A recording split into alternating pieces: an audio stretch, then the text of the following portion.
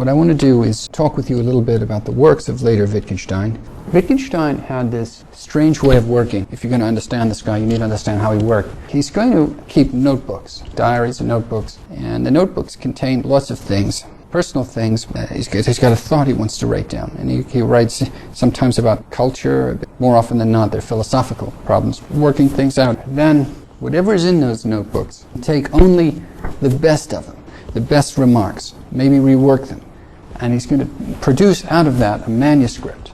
And then what he's going to do is take that manuscript and cut it, clip it, and arrange it, maybe rewrite it out, get rid of some remarks, make some remarks better, and keep working with it to produce something called a typescript. Then it would go back through the process all over again at the manuscript stage, where he would clip the typescript, throw some out, rearrange the order, maybe change some of the language, maybe put something new in there. And then it would be a second typescript that went through more revision. And so this process continued for over 20 years, and it never produced a final thing, never produced a book.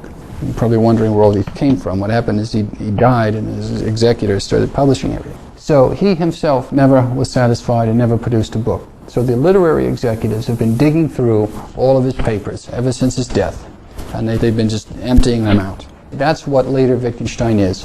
It's all of his typescripts and manuscripts and notebooks saying, what was he thinking? What do we have here?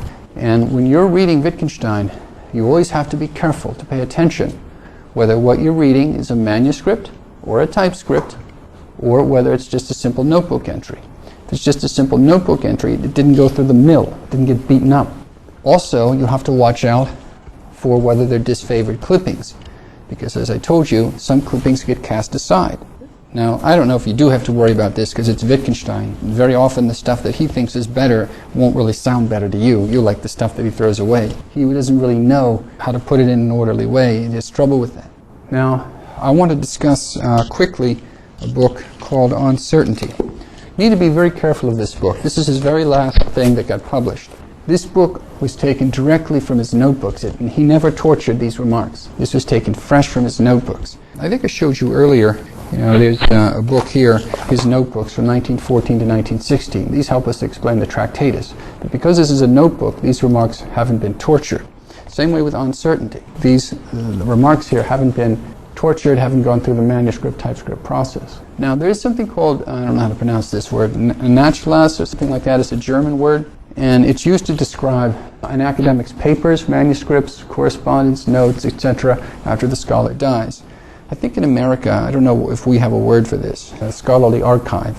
There's all the scholar's papers that can show what the scholar was believing in. What's interesting is Wittgenstein's Nachlass is online. So if you go to this website, you can actually get in there and look at all the manuscripts, all the typescripts, all the notebooks.